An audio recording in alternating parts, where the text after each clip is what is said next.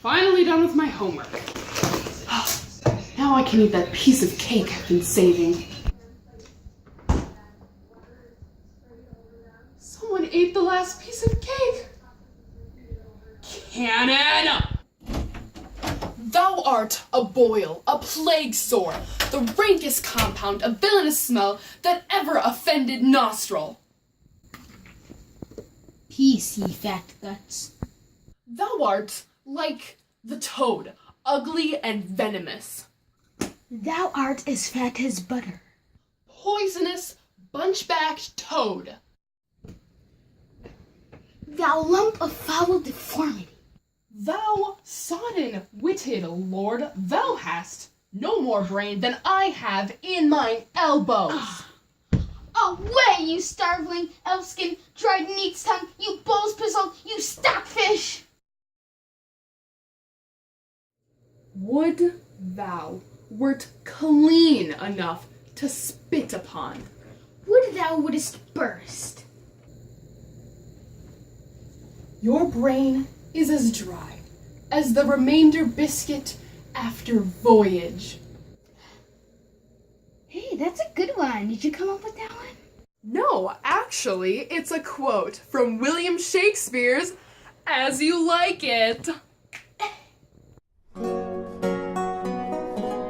The Bard of Avon was born in Stratford-on-Avon in 1564 to John and Mary Shakespeare. His mother's maiden name was Arden, which, coincidentally or not, is also the name of the forest in As You Like It. His father was thought to be illiterate because he signed legal documents with a cross. However, this was commonly done by people at the time, illiterate or not, and it represented a sign of religious approval. John also kept the accounts when he was a chamberlain, further evidence that he may have not been illiterate. In 1581, an act of persuasion made it illegal to practice the Catholic faith. John and Mary remained Catholic, so Shakespeare was likely raised in a strongly Catholic home. Shakespeare attended grammar school in Stratford. Afterward, it has been reported that he went on to become a schoolmaster, probably in Gloucestershire. He married at age 19 and began building his family. In 1593, Shakespeare wrote the poem Venus and Adonis and dedicated it to the Earl of Southampton in the hopes that the Earl would become his patron. Southampton was delighted by the poem, and Shakespeare dedicated a second poem to him, titled Lucrece, in 1594. Around this time, Shakespeare also began writing his sonnets. In 1593, theaters were closed because of the plague, and when they reopened in 1594, Shakespeare joined the acting company of the Lord Chamberlain's Men. By 1599, he had written several plays and had grown very popular, and that year, the Globe Theatre was built. After many years of success, William Shakespeare died, supposedly on April 23rd, in 1616.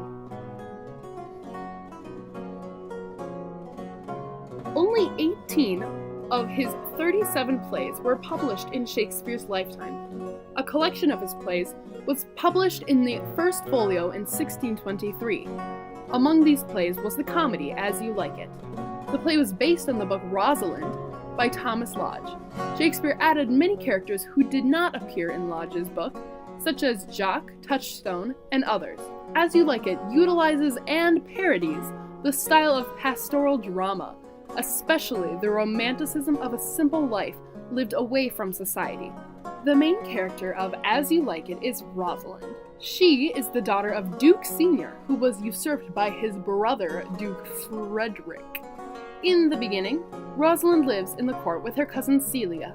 There she meets Orlando, and they fall in love at first sight. However, Duke Frederick, jealous of Rosalind's popularity, banishes her from the court. Because of this, Celia and Rosalind plan to run away to the Forest of Arden, a scene which you will now see performed from Act 1, Scene 3 of As You Like It. Oh, my poor Rosalind, whither wilt thou go? Wilt thou change fathers? I will give thee mine. I charge thee, be not thou more grieved than I am. I have more cause. Thou hast not. Prithee be cheerful. Knowest thou not the Duke hath banished me, his daughter? That he hath not. No, hath not? Rosalind lacks then the love which teacheth thee that thou and I am one. Shall we be sundered? Shall we part, sweet girl? No. Let my father seek another heir. Therefore, devise with me how we may fly, whither to go and what to bear with us. I do not seek to take your change upon you, to bear your griefs yourself and leave me out. For, by this heaven, now would our sorrows pale. Say what thou canst, I'll go along with thee. Why, whither shall we go? To seek my uncle in the forest of Arden. Alas, what a danger will it be to us, maids as we are, to travel forth so far? Beauty provokes thieves sooner than gold. Put myself in poor and mean attire, and with a kind of umber smirch my face, the like you do, so shall we pass along and never stir assailants. Were it not better that because I am more than common tall, that I did suit me all points like a man? Gallant curtle axe upon my thigh, a boar spear in my hand, and in my heart lie there what hidden woman's fear there will. We'll have a swashing and a martial outside, as many other mannish cowards have, that do outface it with their semblances. What shall I call thee when thou art a man? I'll have no worse name than Job's own page. And therefore, look you, call me Ganymede. But what will you be called? Something that hath a reference to my state. No longer Celia, but Aliena. But cousin, what if we essay to steal the clownish fool out of your father's court? Would he not be a comfort to our travel? He'll go along o'er the wide world with me. Leave me alone to woo him. Let's away, and gather our jewels and our wealth, and devise the fittest and the safest way to hide us from the pursuit that will be made after my flight. Now go we in content to liberty, and not to banishment. Celia and Rosalind, now disguised as the man Ganymede, escape to the forest of Arden, where Duke Senior lives. Orlando, her true love from the court, also escapes into the forest.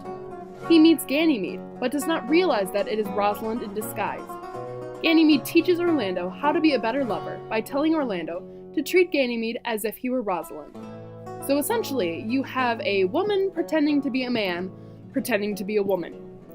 After many other quirky adventures, the play wraps up with a quadruple wedding, a reunion between Duke Senior and his daughter Rosalind, and the return of Duke Senior to the court.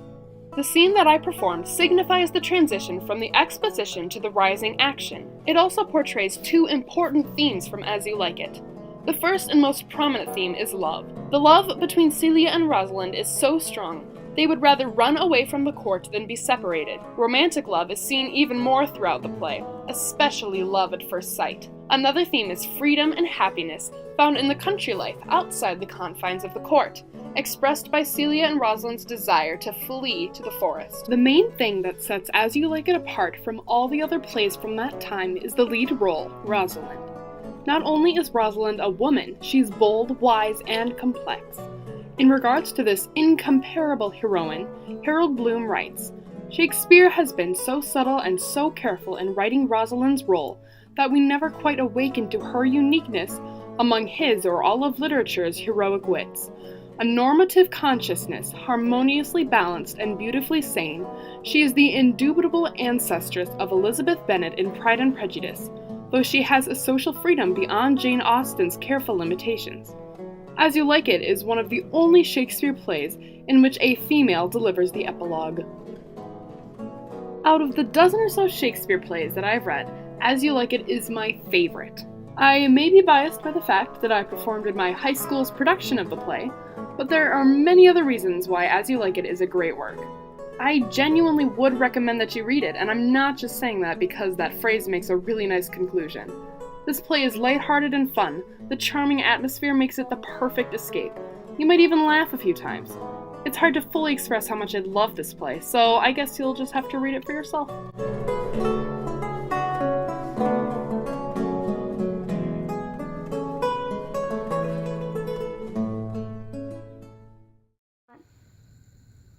Would thou wert clean enough to spit upon? I forgot my line.